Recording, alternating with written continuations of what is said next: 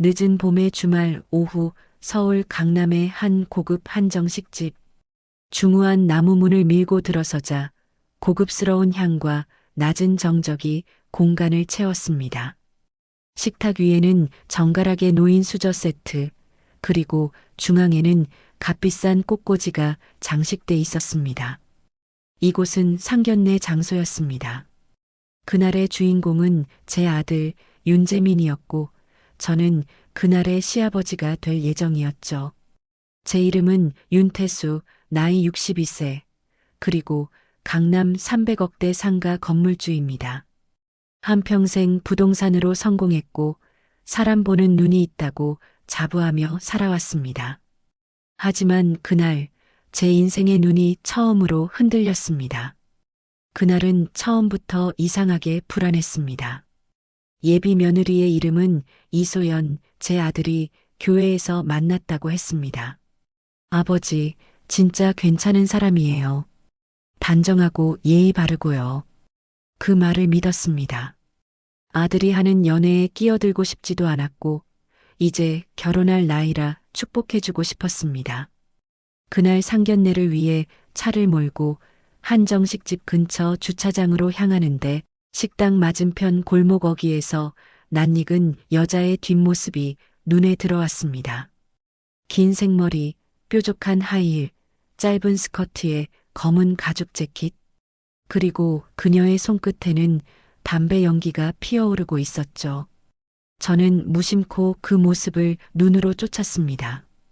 그 여자는 휴대폰으로 통화를 하며 살짝 웃고 있었고, 그 웃음소리와 표정이 이상하게 익숙했습니다.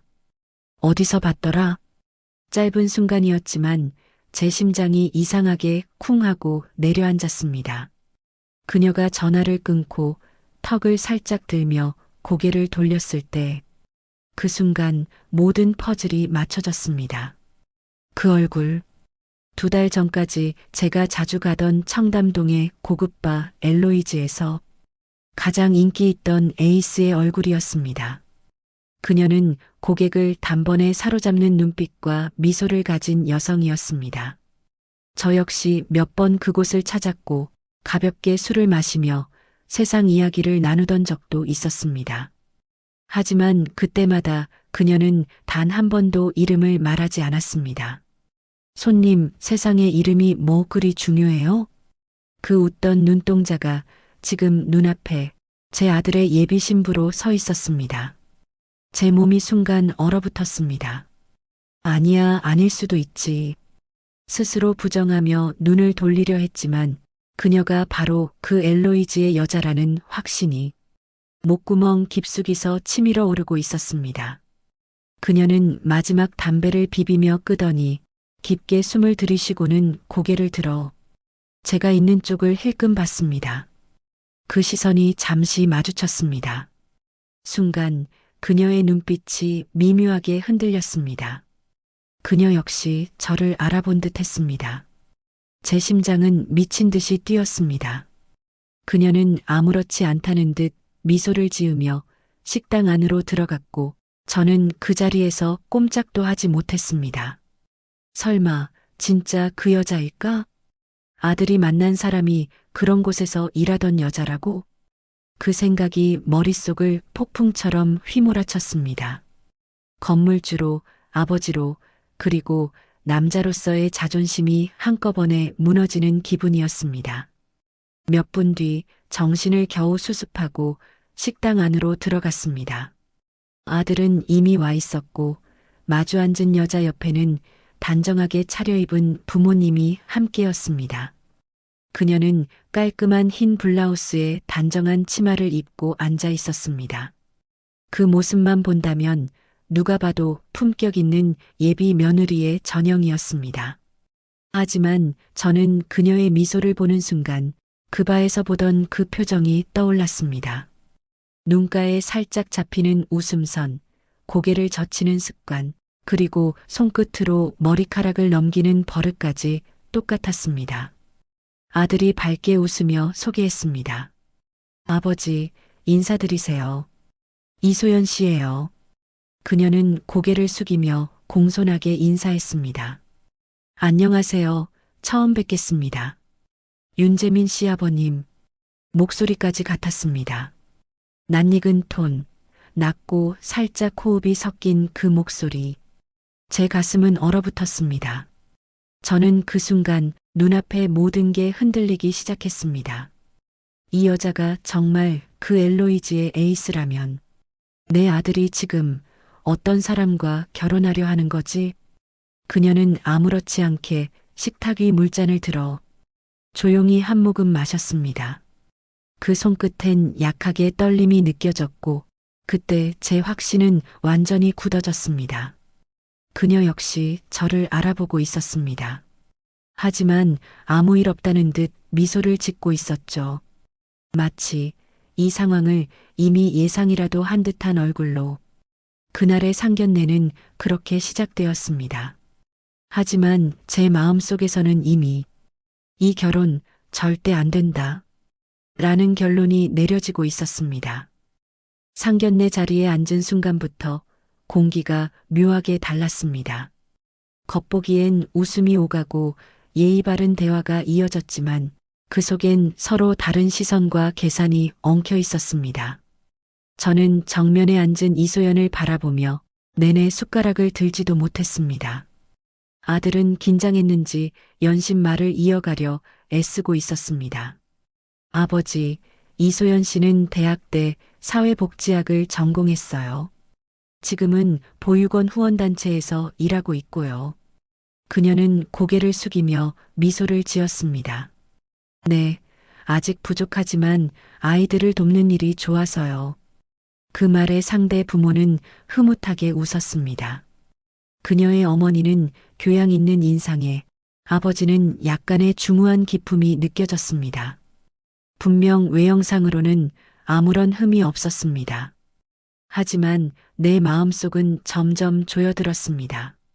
그녀의 손가락 움직임, 컵을 드는 자세, 말을 할 때마다 미묘하게 올라가는 입꼬리, 모두가 그 바에서 봤던 그녀의 모습과 완전히 같았습니다. 나는 억지로 미소를 지으며 물었습니다. 이소연 씨는 고향이 어디인가요? 전 부산이에요. 서울엔 대학 오면서 올라왔어요. 그녀는 자연스럽게 대답했지만 그 순간 눈빛이 살짝 흔들렸습니다. 저는 그 흔들림을 놓치지 않았습니다. 바에서 자기 소개를 피하던 그때와 똑같은 눈빛이었습니다. 그녀는 잠깐 시선을 피하고 곧바로 아들에게 웃어 보였습니다. 재민 씨 덕분에 서울도 이젠 집 같아요. 그 말에 아들은 어깨를 으쓱이며 환하게 웃었습니다. 제가 좀 챙겨줬죠. 그 순간 저는 숟가락을 쥔 손에 힘이 들어갔습니다. 그녀는 한 번도 제게 시선을 오래 주지 않았습니다. 하지만 식사 내내 그녀는 제가 움직이는 방향을 은근히 의식하는 듯 했습니다.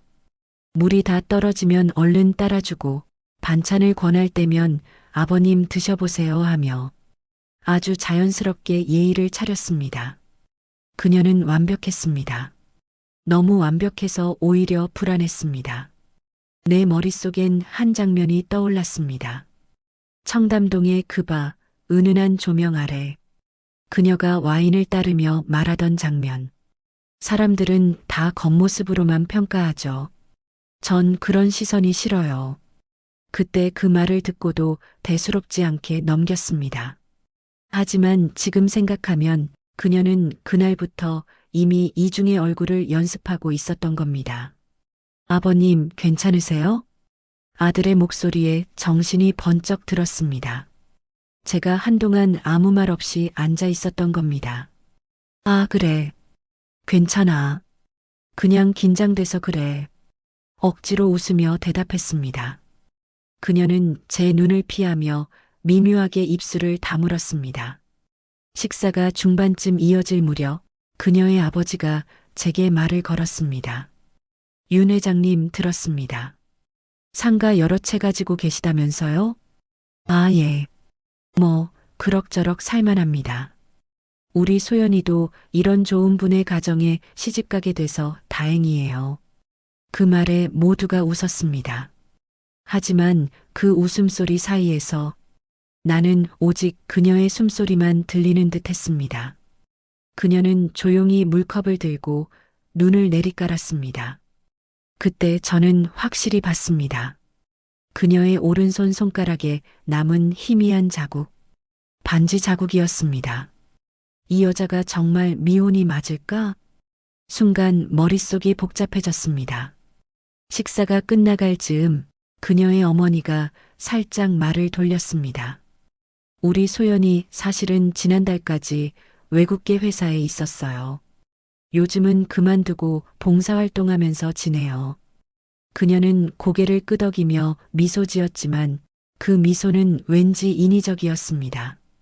내 안에서 확신이 점점 커져갔습니다. 그래, 틀림없다. 그 여자가 맞다. 하지만 내색할 순 없었습니다. 이 자리는 아들을 위한 자리였고 모든 진실을 말하기엔 너무 이른 순간이었죠. 식사가 끝나고 후식으로 커피가 나왔습니다. 그녀가 제 컵 앞에 커피를 내려놓으며 조용히 말했습니다. 아버님, 커피 진하신 거 좋아하시죠? 그 짧은 한마디에 피가 거꾸로 솟았습니다. 그건 분명 그 바에서 제가 매번 하던 주문이었습니다. 커피처럼 진하게 하지만 부드럽게. 그녀는 그걸 알고 있었습니다. 나는 순간 얼굴이 굳었습니다. 그녀의 눈동자에는 두려움도 부끄러움도 없었습니다. 오히려 담담함과 도전이 섞여 있었습니다. 마치 이렇게 말하는 듯 했죠. 그래요, 나예요. 그리고 이제 어쩔 거죠? 그녀의 미소는 단정했지만 그 속에는 분명한 메시지가 담겨 있었습니다. 그녀는 이 모든 상황을 예상하고 있었던 겁니다. 그녀는 두려워하지 않았습니다. 그리고 그 순간 나는 깨달았습니다. 그녀는 단순한 술집 여자가 아니었습니다. 철저하게 계산된 사람, 스스로를 완벽히 연출할 줄 아는 여인이었습니다. 식사 자리가 마무리되고 서로 인사를 나누었습니다. 아들은 행복한 얼굴이었고 상대 부모도 만족스러워 보였습니다. 하지만 저는 그날 저녁 단 한 입의 음식도 제대로 삼키지 못했습니다. 그녀는 나가며 마지막으로 고개를 숙여 인사했습니다. 아버님, 오늘 만나 뵙게 돼서 정말 영광이었습니다. 그녀의 눈빛은 잠시 나를 스쳤습니다. 그 눈빛 속엔 두려움도 회피도 없었습니다. 오히려 게임은 이제 시작입니다라는 묘한 자신감이 담겨 있었습니다. 문이 닫히자마자 나는 자리에서 일어나 천천히 숨을 고르며 창밖을 바라봤습니다. 비가 내리고 있었습니다. 식당 네온사인 불빛이 물 위에 비치며 흔들리고 있었죠. 그 순간 내가 가진 300억 건물과 지위가 아무 의미 없게 느껴졌습니다. 이 결혼 내가 막아야 한다. 그때 마음속으로 단단히 다짐했습니다. 그녀가 어떤 이유로 내 아들에게 접근했든 그녀를 절대 이 집안의 며느리로 들릴 순 없었습니다. 하지만 그 결심 뒤에는 묘하게 섞인 감정이 있었습니다. 그건 분명 두려움이었습니다. 그날 밤 집으로 돌아오는 길 내내 머릿속은 복잡했습니다. 와이퍼가 비를 밀어내는 소리가 마치 심장을 두드리는 듯 했습니다. 확실히 그녀였다. 그 눈빛, 그 미소, 그 손끝까지 틀림없다. 하지만 스스로를 다그치며도 한편으로는 믿고 싶지 않았습니다. 설마 아들이 그 여자를? 모든 게 악몽 같았습니다. 집에 도착하자 불도 켜지 않은 거실에서 한동안 멍하니 앉아 있었습니다. 탁자 위에는 반쯤 비워진 위스키 병이 있었고 잔에 남은 한 모금이 싸늘하게 식어 있었습니다. 나는 잔을 들었다가 그대로 내려놓았습니다. 도대체 뭐야, 이건? 중얼거린 목소리가 공허하게 방 안에 울렸습니다. 그때 휴대폰이 울렸습니다. 재민 아들 이름이 화면에 떴습니다. 한참을 바라보다가 통화 버튼을 눌렀습니다.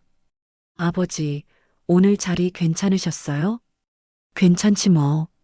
소연이 부모님도 아버지 댁에 마음에 들어 하셨어요. 특히 소연이 어머니가요. 그녀의 어머니라 그 순간 묘한 감정이 올라왔습니다. 그래, 잘 됐네. 이제 결혼 얘기만 정리하면 되겠구나. 입으로는 그렇게 말했지만 속으로는 이미 이 결혼은 절대 안 된다는 결론을 내리고 있었습니다. 전화를 끊고 난 뒤에도 그녀의 얼굴이 자꾸 떠올랐습니다. 그날 그 바에서 나눴던 대화, 그녀의 눈빛, 그리고 손끝에서 풍기던 묘한 냉정함. 그녀는 단순한 유흥업소 여자가 아니었습니다. 그녀는 사람을 분석하고 표정을 읽고 감정을 연기하던 사람이었습니다. 그게 직업이었으니까요. 다음 날 아침 나는 일찍 사무실로 나갔습니다. 도시의 공기가 아직 축축하게 젖어 있었고 사무실 유리창 너머로는 회색 하늘이 내려앉아 있었습니다. 커피를 내리며 머릿속으로 결심을 다졌습니다. 확인부터 해야 한다. 그 여자가 정말 그 엘로이즈의 여자였는지, 사무실 직원 중 가장 믿을 만한 사람인 오랜 격리 송 과장을 불렀습니다. 송 과장, 예전에 청담동에 있던 엘로이즈라는 바 알아요? 그녀는 잠시 생각하다가 고개를 끄덕였습니다. 예, 회장님. 예전에 유명했죠. 지금은 문 닫은 걸로 알아요.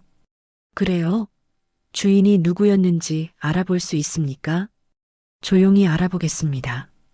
그날 오후 그녀가 가져온 파일 하나가 제 책상 위에 올려졌습니다.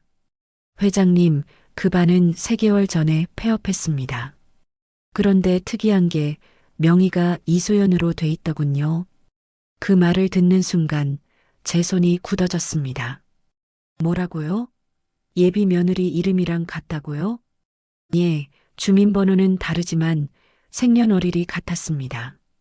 심장이 쿵 내려앉았습니다. 그 파일 안에는 명의자 서류 복사본이 들어 있었습니다. 사진은 흐릿했지만 확실히 그녀였습니다. 그녀는 단순히 그 바의 직원이 아니라 운영자였습니다. 즉, 그 바의 주인이자 실질적인 책임자였던 겁니다. 이 여자가 대체 뭘 노리는 거지?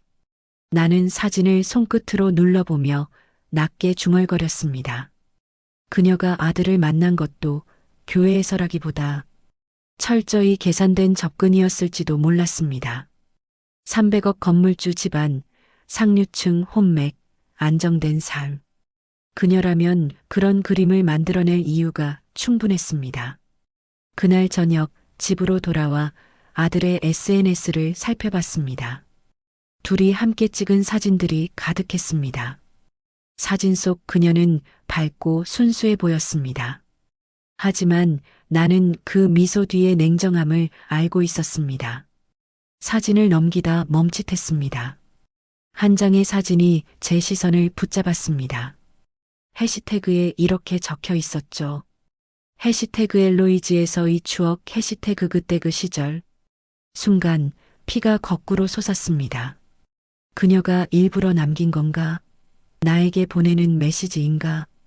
그녀는 나를 자극하고 있었습니다. 분명히 알고 있었습니다. 내가 그녀를 기억하고 있다는 걸, 그리고 내가 지금 어떤 기분일지까지 계산하고 있었죠. 그날 밤 잠이 오지 않았습니다. 한참 뒤 불 꺼진 거실을 거닐다가 책상 위에 놓인 명의 서류를 다시 펼쳤습니다. 사진 속 그녀는 웃고 있었습니다. 하지만 그 웃음은 이제 내 차례예요라고 말하는 듯 했습니다. 다음 날 아침 출근길에 아들에게 전화를 걸었습니다. 재민아, 오늘 저녁에 잠깐 시간 있냐? 예. 무슨 일 있으세요? 그냥 소연 씨 얘기 좀 하려고. 아, 네. 좋아요. 아버지, 무슨 걱정 있으세요? 아니야, 걱정은 아니고. 그냥 궁금해서 그래. 전화를 끊고 나는 이미 모든 퍼즐의 윤곽이 드러나고 있음을 느꼈습니다. 그녀는 단순히 내 아들을 노린 게 아니었습니다. 그녀의 진짜 목표는 나 윤태수 그 자체일지도 몰랐습니다. 내 손에는 그 여자의 과거를 증명할 자료가 있었지만 이제 그것이 무기인지 폭탄인지 알 수 없었습니다. 단 한 가지 확실한 건 그녀가 결코 우연히 이 집안에 들어온 게 아니라는 사실이었습니다. 창밖에는 다시 비가 내리기 시작했습니다. 하늘빛은 잿빛으로 흐려졌고 내 마음속엔 두려움과 분노 그리고 묘한 호기심이 뒤섞여 있었습니다. 이 여자가 대체 어떤 계획을 세운 걸까? 그때부터였습니다. 나는 그녀의 모든 발자취를 뒤쫓기 시작했습니다. 저녁 약속 시간은 8시였다. 퇴근 러시가 채 빠지지 않은 강남대로는 붉은 브레이크 등으로 이어졌고 나는 창문을 반쯤 내린 채 서늘한 공기를 들이켰다. 휴대폰에는 재민이라는 이름이 깜빡이고 있었다. 아버지, 어디쯤 오세요? 곧 도착한다. 목소리를 최대한 평온하게 깎아냈다. 카페 문을 열자 창가 테이블에 앉은 아들이 일어섰다. 재민의 얼굴에는 설렘과 불안이 뒤섞여 있었다. 아버지, 오늘은 무슨 얘기인지 표정이 좀. 소연 씨 이야기다. 나는 코트를 걸고 조용히 자리에 앉았다. 잠깐의 침묵 끝에 봉투 하나를 꺼냈다. 크림색 종이에는 등기 스탬프가 찍혀 있었다. 봉투를 열자 등기부등본 사본, 사업자 등록 원본, 명예 변경 내역이 차례로 모습을 드러냈다. 맨 위에는 엘로이즈주 영업 폐업 신고서가 얹혀 있었다. 서명란, 이소연, 생년월일, 사진. 아들의 손끝이 미세하게 떨렸다. 아버지, 이게 뭐예요? 내가 결혼하려는 사람의 과거다. 나는 종이를 돌리지 않고 그대로 그의 눈앞에 멈춰 세웠다. 직원이 아니었다. 운영자였다. 아들의 목젖이 부자연스럽게 넘어갔다. 그가 힘겹게 입을 열었다. 사람에게 과거가 없는 줄 아세요? 누구나 사정이. 사정? 나는 웃었다. 소리가 뭉개져 나온 걸 나도 알았다. 내가 모르는 사정은 이런 서류가 말해준다. 돈의 흐름, 거래처, VIP 리스트. 아들의 눈이 둔탁한 빛을 띠었다. 아버지, 혹시 아버지도 그 리스트에 있나요? 질문은 칼날이었다. 잠깐 심장이 멎는 듯했다. 그건 중요하지 않다. 나는 단호하게 잘라냈다. 중요한 건 내가 어떤 함정 위에 서 있는지다. 잠시 뒤 문자가 왔다. 미등록 번호. 회장님, 오늘 밤 10시. 엘로이즈가 있던 빌딩 옆 골목 카페 루멘. 혼자 오세요. 끝에 별표 하나가 덧붙어 있었다. 은서. 그녀가 상견례 날 식당 앞에서 피우던 담배 끝처럼 짧고 매끄러운 사인. 나는 재민에게 말했다. 오늘은 여기까지. 집에 가서 생각해라. 감정 말고 현실로. 아들이 고개를 저었다. 아버지, 소연이는 그런 사람이 아니에요. 증거가 있다. 저도 있어요. 소연이가 어떤 사람인지 보여주는 증거. 그는 단단한 어조로 말을 이었다. 그 아이 빚 보증으로 가족이 무너졌어요. 대학 때부터 밤에 일하면서 식구들 살렸어요. 운영자 이름을 쓴 건 차명. 내 미간이 저절로 찌푸려졌다. 차명은 더 나쁘다. 그런데 아버지는 남의 상처를 숫자로만 보세요. 아들의 말은 젖은 성냥처럼 쉬타오르지 않았지만 오랫동안 걷잡을 수 없이 뜨거웠다. 나는 봉투를 접어넣으며 말했다. 10시에 약속이 있다. 그 아이가 보낸 자리다.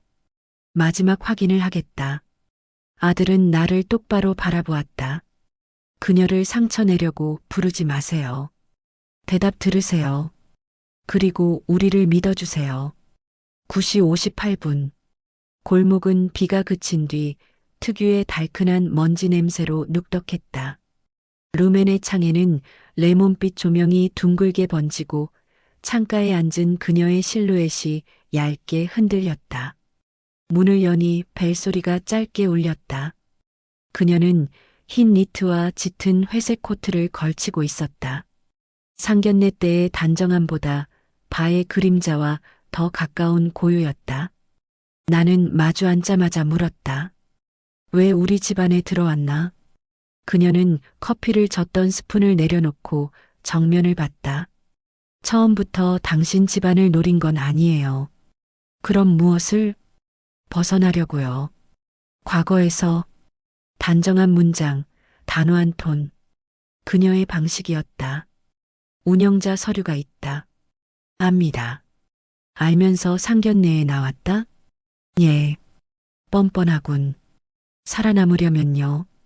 그녀의 입꼬리가 아주 조금 떨렸다. 아들의 미래를 파산시키지 마라. 내 목소리는 생각보다 낮고 거칠었다.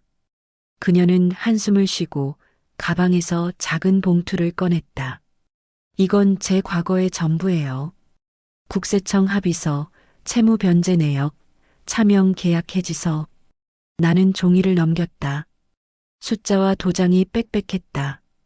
이 집안은 숫자로만 서 있지 않잖아요? 그녀가 조용히 덧붙였다. 사람으로 서 있어야죠. 그 순간 카페 문이 다시 열렸다. 낯선 남자 둘이 들어와 계산대 앞에 서더니 우리 쪽을 스쳤다. 짧은 눈인사. 그녀의 등줄기가 아주 미세하게 긴장했다. 나는 직감적으로 알아챘다.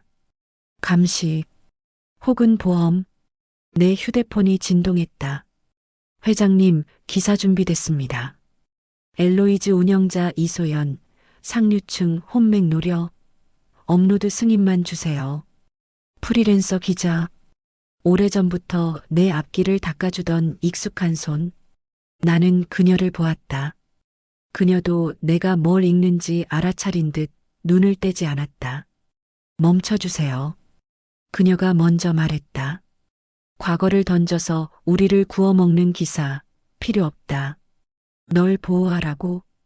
우릴요. 당신 아들과 당신. 그녀는 말을 또박또박 끊었다. 그 기사 나가면 반대 기사도 나가요. 300억 건물주, 유흥업소 후원 의혹. 오래된 영수증. 누군가 이미 모았고요. 심장 근육이 사무치게 굳었다. 협박하나? 아니요. 경고요. 이 싸움은 모두를 더럽힐 뿐이에요. 나는 웃음인지 한숨인지 모를 소리를 냈다. 그럼 너는? 저는 더럽혀져도 돼요. 이미 더럽혀졌으니까. 그녀는 고개를 숙였다가 다시 들었다. 대신 재민 씨는 목소리가 아주 잠깐 흔들렸다. 깨끗하게 지키고 싶어요. 시간이 늘어졌다.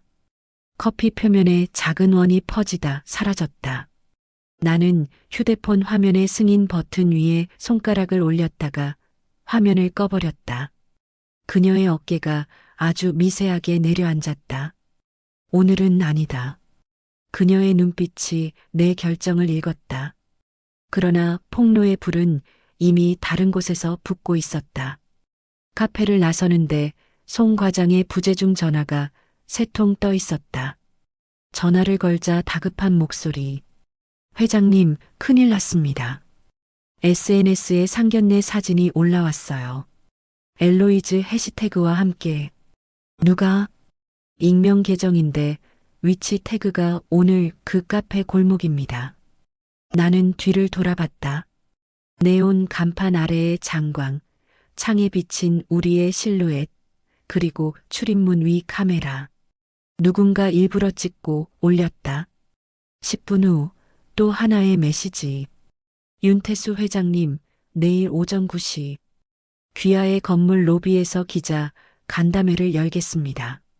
주제 상류층의 위선. 마이너스 업계 노조연대. 문장을 읽는 동안 머릿속에서 도면이 자동으로 그려졌다. 빌딩 동선, 로비 채광, 출입 통제, 경비 인력. 그리고 시선 카메라와 눈길의 방향. 나는 카메라처럼 냉정해졌다. 소연 씨. 그녀가 나를 보았다. 내일 오전 8시 반 우리 건물 지하 회의실로 와라. 재민이도 부를 거다. 너도 나도 숨지 말자. 그녀는 잠시 망설이다가 고개를 끄덕였다. 네. 밤 공기는 금속성의 냄새가 났다. 고개를 들자 도심의 불빛이 빗물에 씻겨 더 선명했다. 나는 기자에게 짧은 문자를 보냈다. 기사 보류. 내일 내가 무대 만든다. 그리고 경영지원팀 단톡방에 지시를 올렸다. 내일 오전 7시부터 로비 통제. 회의 실시 동영상 장비 전부 점검. 녹취 실시간 송출 준비. 집으로 돌아오는 길 신호에 걸린 차창에 내 얼굴이 비쳤다. 피곤했고 낯설었고 그러나 오래전에 잃어버렸다 여겼던 어떤 표정이 있었다. 결심. 침대맡에 봉투를 올려두고 불을 끄려는데 문자가 하나 더 들어왔다. 고맙습니다. 내일 거짓말하지 않을게요. 마이너스 소연. 나는 답장을 쓰지 않았다. 대신 오래된 습관대로 두 손을 모았다. 기도였는지 변명인지 모를 어떤 모양새였다. 폭로의 서막은 이렇게 열렸다. 내가 만들고 그녀가 멈추려 했고 누군가는 부채질했다. 내일 아침 빛 앞에 서는 건 결국 우리였다. 나는 눈을 감았다. 잠은 오지 않았지만 눈꺼풀 사이로 새벽의 색이 미세하게 베어들었다. 그리고 나는 알았다. 진실은 칼이 아니라 무대라는 것을. 내일 그 무대 위에서 누가 쓰러지고 누가 서는지. 오직 말과 숫자와 눈빛이 결정하리라는 것을. 새벽 5시 눈을 감았다 뜨기를 반복하다 결국 잠을 포기했다. 어젯밤의 대화가 머릿속을 떠나지 않았다. 내일 거짓말하지 않을게요. 짧은 그 문장 하나가 내 심장을 붙잡고 흔들었다. 거짓말을 하지 않겠다는 약속이 결국 모든 걸 폭로하겠다는 의미일 수도 있었으니까. 세면대 앞에 선 나는 물을 얼굴에 여러 번 끼얹었다.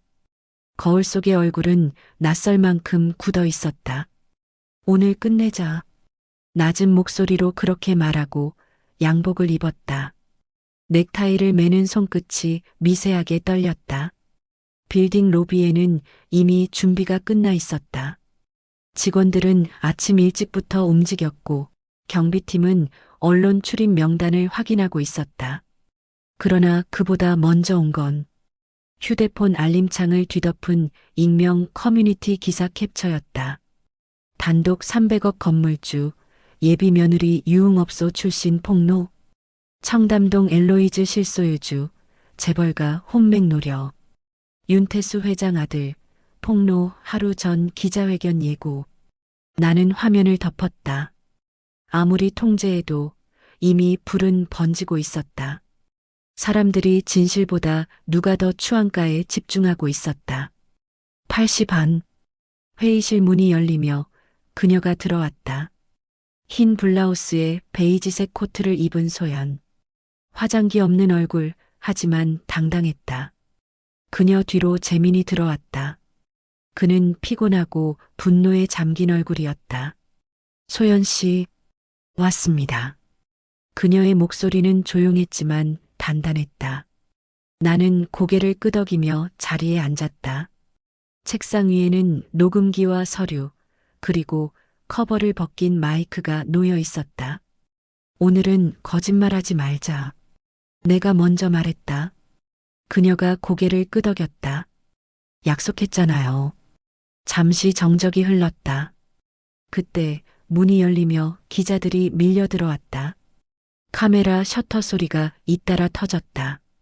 플래시가 번쩍일 때마다 그녀의 표정이 순식간에 바뀌었다. 처음엔 긴장, 그리고 곧 담담함으로. 사회자가 마이크를 잡았다. 오늘 회견은 윤태수 회장님 측 요청으로 진행됩니다. 내용은 가족 관련 사안으로 간략히 발표 후 질의응답을 받겠습니다. 나는 마이크를 잡고 천천히 말했다. 오늘은 제 아들, 그리고 예비 며느리로 알려진 한 사람에 대한 허위와 진실을 바로잡기 위해 자리를 마련했습니다. 기자들이 수첩을 꺼내들었다.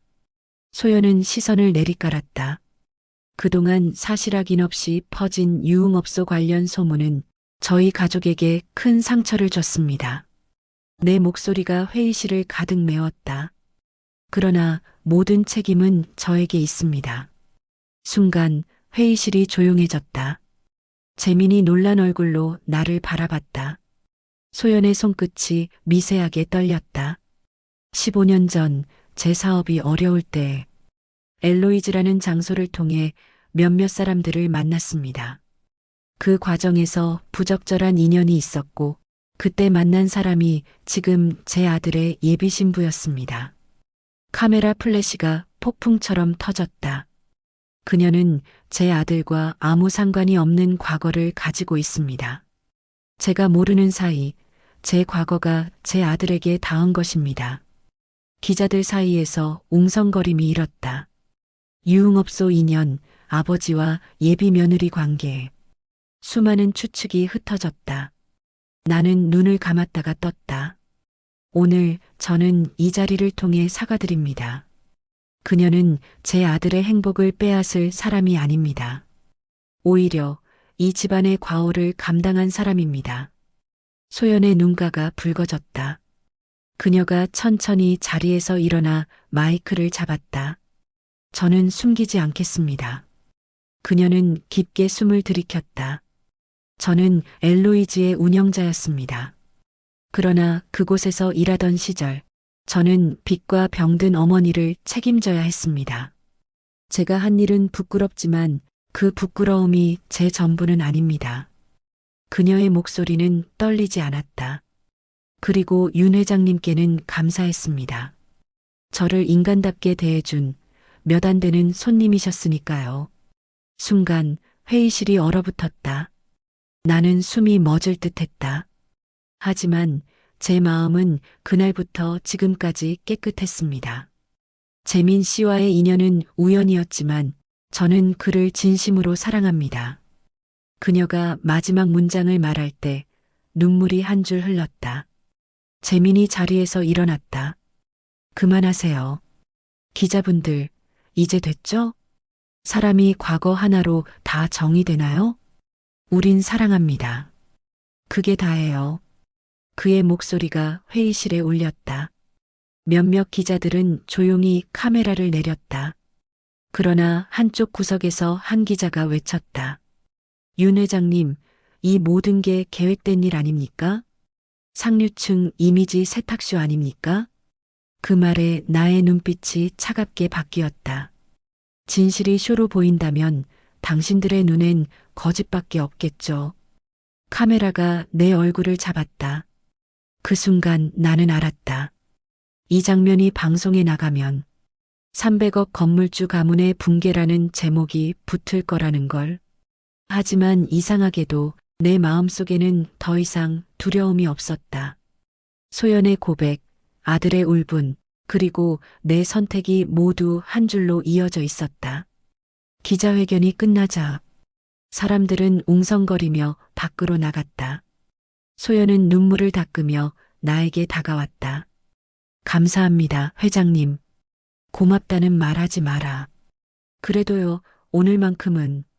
그녀의 목소리가 잦아들었다. 나는 그녀의 어깨를 잠시 바라보다 조용히 말했다. 이제 폭풍이 시작될 거야. 그녀는 고개를 끄덕였다. 알아요. 그래도 숨지 않을 거예요. 창밖에는 비 대신 햇빛이 내리고 있었다. 그 빛이 회의실 유리창에 부서지며 모든 것을 새롭게 씻어내는 듯했다. 나는 느꼈다. 이제 진짜 싸움은 진실을 말한 대가를 견디는 싸움이라는 것을 이제 세상과 마주해야 했다. 진짜 전쟁은 지금부터였다. 기자회견은 끝났지만 세상은 잠잠하지 않았다. 다음 날 새벽 각종 포털 사이트의 메인 화면을 가득 채운 건 우리 가족의 이름이었다. 300억 건물주 가문의 비밀, 유흥업소 운영자, 예비 며느리로, 재벌가 상견례 파문. 기사 제목 하나하나가 칼날처럼 내 이름을 베어내고 있었다. 아침 뉴스에서 내 얼굴이 나왔다. 인터뷰 중 기자의 질문에 정면으로 응시하던 그 순간이 무한히 반복됐다. 진실이 쇼로 보인다면 당신들의 눈엔 거짓밖에 없겠죠. 그 문장이 밑줄과 함께 떠오를 때마다 SNS에서는 나를 가식적인 위선자라 욕하거나 용기 있는 고백자라 칭송하는 사람들로 갈라졌다. 내 휴대폰은 한시도 조용하지 않았다. 회장님, 투자자들이 철수하겠다고 합니다. 임대 세입자들이 불안해합니다.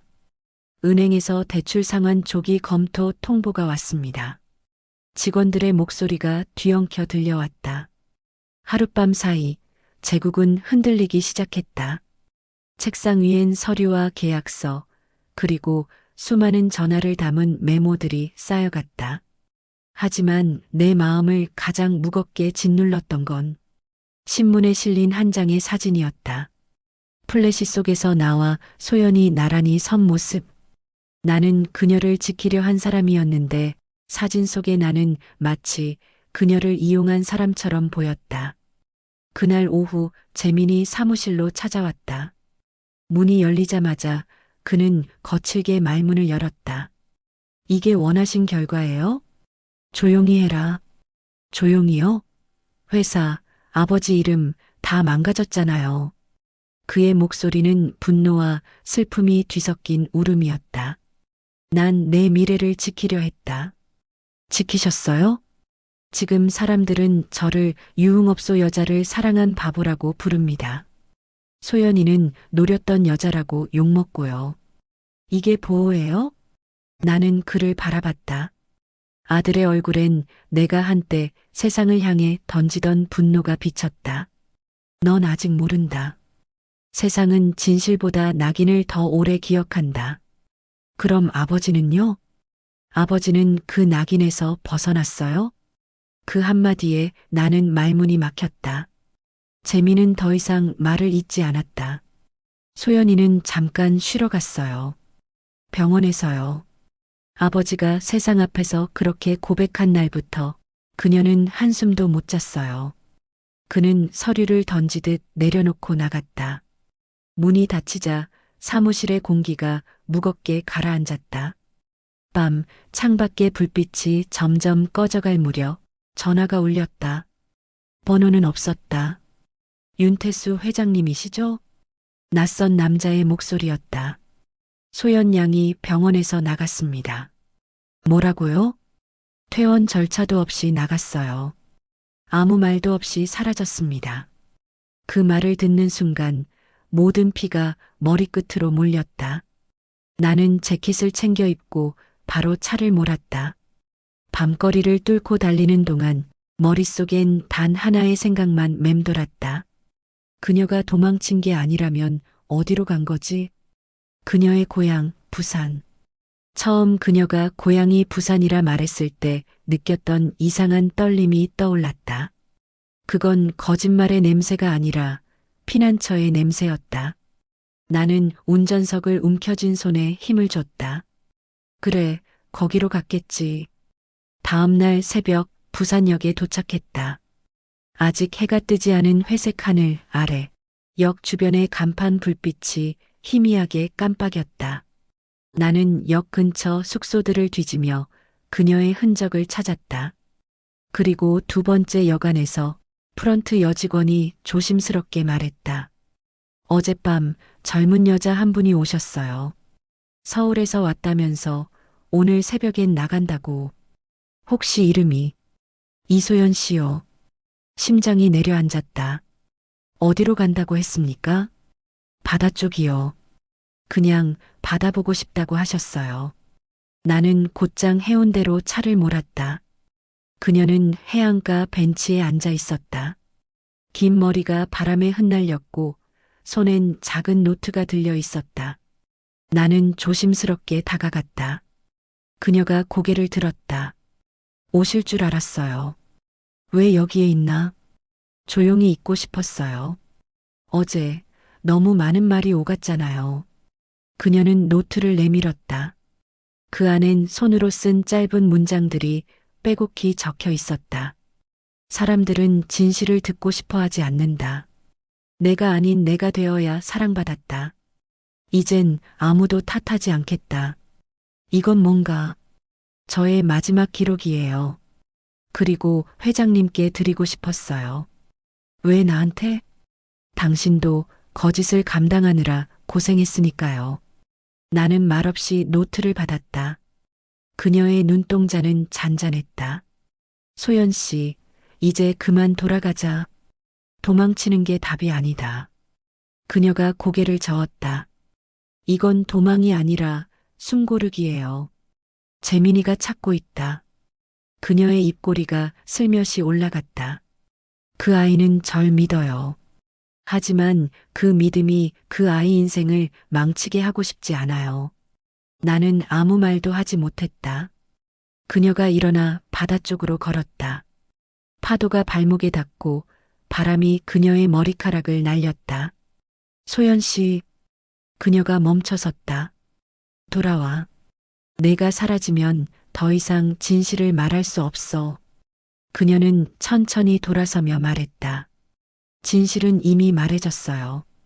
이제 믿는 일만 남았죠. 그녀는 조용히 미소를 지었다.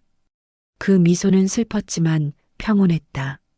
그녀는 다시 걸어나갔고 바닷바람에 흩날린 머리카락이 햇빛에 반짝였다. 그 순간 나는 처음으로 그녀를 두려움 없이 바라볼 수 있었다. 그녀는 더 이상 과거의 여자가 아니라 자신의 이름으로 살아가려는 한 사람이었다. 도시는 우리를 등지고 새 아침을 열고 있었다. 하늘은 구름이 걷히며 밝아졌고 파도 소리 위로 갈매기 울음이 들려왔다. 나는 노트를 들고 천천히 그 자리를 떠났다. 돌아가는 차 안에서 창밖으로 스치는 햇살이 유난히 따뜻했다. 이제 나는 알았다. 진실을 말하는 일보다 그 진실을 감당하는 용기가 더 어렵다는 것을. 그날 부산의 새벽 바다에서 돌아온 뒤 나는 서울까지 한마디 말도 하지 못한 채 운전대를 붙잡고 있었다. 창문에 스치는 바람이 차가웠지만 머릿속은 더 뜨거웠다. 진실은 이미 말해졌어요. 이제 믿는 일만 남았죠. 그녀의 마지막 말이 계속 귓가를 맴돌았다. 믿는다는 건 무엇일까? 진실을 알고도 여전히 사람을 품는 일. 그게 내가 젊은 시절 끝내 배우지 못했던 사랑이었다. 사무실에 도착하니 회의실 불이 켜져 있었다. 재민이었다. 그는 밤새 기다렸는지 피곤에 절은 얼굴로 서 있었다. 어디 다녀오셨어요? 부산에. 소연이를 만나셨군요. 나는 대답 대신 그의 눈을 바라보았다. 그는 이미 알고 있었다. 잠시 침묵이 흘렀다. 그가 조용히 말했다.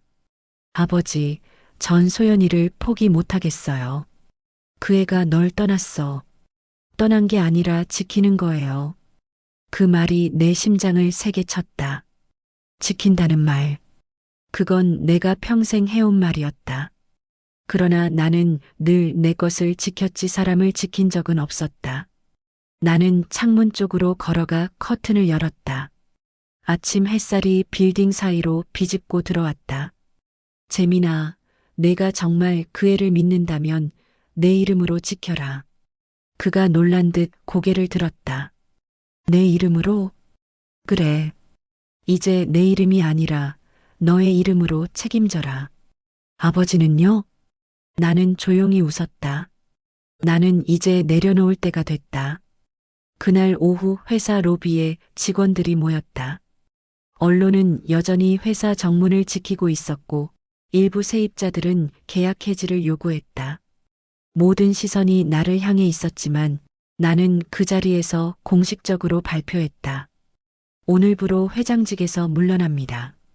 순간 웅성거림이 일었다. 남은 재산과 경영권은 제 아들 윤재민에게 승계됩니다. 이 결정은 오래전부터 생각해온 일이며 가족의 미래를 위한 선택입니다. 카메라 플래시가 번쩍였다. 그 가운데서 나는 묘하게 홀가분했다. 누군가가 내 이름을 부르며 질문을 던졌지만 이제 그 이름의 무게는 없었다. 윤태수 회장은 오늘로 사라지고 한 사람의 아버지만이 남았다. 발표가 끝나자 재민이 내 옆으로 다가왔다. 아버지 정말 괜찮으세요? 그래, 괜찮다. 돈도 명예도 결국은 다 잠시 빌려 쓰는 거다. 소연이 다시 찾아도 될까요? 그건 내가 할 일이다. 다만 이번엔 내 이름으로 약속해라. 그는 잠시 고개를 숙였다가 단단한 눈빛으로 고개를 들었다. 약속드릴게요. 이번엔 도망치지 않겠습니다. 며칠 뒤 봄비가 내리던 날, 나는 회사가 아닌 오래된 카페에 앉아 있었다. 그곳은 과거 소연이와 마주했던 루멘이었다.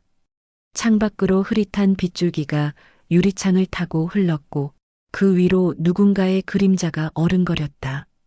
문이 열리고 들어온 사람은 소연이었다. 그녀는 검은 우산을 접고 조심스레 내 앞에 섰다. 회장님, 이제 그렇게 부르지 말아요. 나는 미소를 지으며 손짓했다. 앉아요. 그녀는 잠시 머뭇거리다 자리에 앉았다. 그녀의 손엔 또 하나의 봉투가 들려 있었다. 이건 제 사직서예요. 서울 떠나기 전에 인사드리고 싶었어요. 떠난다고요? 네. 아직 저를 향한 시선이 너무 많아요. 재민 씨도 회장님도 저 때문에 힘들잖아요. 나는 고개를 저었다. 힘들어도 괜찮아요. 그게 누군가를 진심으로 사랑한 대가니까. 그녀의 눈이 커졌다. 그럼 용서하신 건가요? 나는 잠시 생각하다가 말했다. 용서는 아직 멀었어요. 하지만 미움은 끝났습니다. 그녀의 눈가에 눈물이 맺혔다. 나는 봉투를 받지 않고 대신 내 손에 쥐고 있던 노트를 꺼냈다. 이거 돌려주려고요. 그녀가 놀란 듯 눈을 깜빡였다. 그 노트 아직 가지고 계셨네요. 당신이 썼던 마지막 문장 기억나요? 이젠 아무도 탓하지 않겠다. 그래요.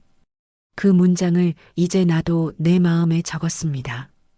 그녀는 한참을 바라보다가 조용히 고개를 숙였다. 감사합니다. 진심으로요. 이제 돌아가요. 재민이가 기다릴 겁니다. 그녀는 살짝 웃었다. 그 아이는 여전히 순수하네요. 그 순수함을 지켜주는 게 내 마지막 일이에요. 잠시 침묵이 흘렀다. 그녀는 자리에서 일어나 인사했다. 이제 정말 가볼게요. 그래요. 하지만 언제든 돌아와도 됩니다. 이 도시는 당신을 미워하지만 나는 아니에요. 그녀가 눈시울을 훔쳤다. 그 말 기억할게요. 그녀가 카페 문을 나서자 창밖의 빗줄기가 조금씩 잦아들었다. 나는 커피잔을 들어 한 모금 마셨다. 쓴맛 뒤로 남은 향이 유난히 부드러웠다. 그날 이후 세상은 여전히 시끄러웠지만 내 마음은 이상할 정도로 고요했다. 그리고 그날 밤 재민이에게서 한 통의 메시지가 왔다. 아버지, 소연이를 다시 만났어요. 이번엔 서로의 이름으로 처음부터 시작합니다. 나는 휴대폰 화면을 바라보다가 천천히 웃었다. 그리고 속으로 되뇌었다. 그래, 그게 진짜 용서다. 그날 이후 계절은 3번 바뀌었다. 봄의 비가 여름의 장마로, 그리고 긴 가을을 지나 다시 겨울로. 그 시간 동안 나는 더 이상 회장도 누군가의 대상도 아니었다. 그저 한 사람의 노인으로 이름 없는 평범한 하루를 살았다. 사람들은 여전히 300억 건물주 스캔들을 이야기했지만 그 열기는 오래가지 않았다. 세상은 항상 새로운 소문을 찾아 떠나는 법이었다. 그 대신 내 하루는 아주 단순해졌다. 새벽엔 집 근처 공원을 걷고 낮엔 조용한 서점에서 책을 읽었다. 그리고 가끔 커피 한 잔을 마시며 창밖을 바라봤다. 세상은 여전히 시끄러웠지만 이젠 그 소음 속에서도 내 숨소리를 들을 수 있었다. 어느 날 오후 낡은 우편함에 작은 봉투가 들어 있었다. 보낸 사람 이소연. 오랜만에 보는 이름이었다. 봉투를 열자 흰 종이 위에 짧은 글귀가 적혀 있었다. 회장님, 아니 선생님. 그날 이후 저는 재민 씨와 함께 조용히 살고 있습니다. 먼 도시의 작은 아동센터에서 일하고 있어요. 아이들이 웃는 걸 보며 비로소 제 인생이 처음으로 따뜻해졌다고 느낍니다. 저는 이제 누군가의 딸도 아내도 아닌 제 이름으로 살아갑니다. 고맙습니다. 그때 저를 사람으로 봐주셔서. 편지 끝에는 작은 사진 한 장이 붙어 있었다. 작은 교회 앞에서 아이들과 함께 웃고 있는 두 사람. 그녀와 재민이었다.